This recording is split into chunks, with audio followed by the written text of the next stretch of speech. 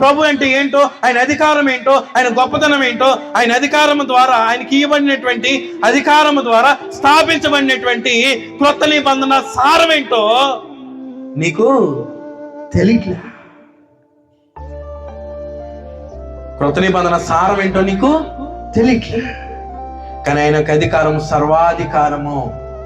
ఆయన మాట, ఆయన ఏమి చెప్పినా ఆయన మాట ఏం చేయాలి మనము? ఎలా చెప్పాడని చెప్తున్నాను, ఎలా చెప్పాడని చెప్పింది గ్రంథము.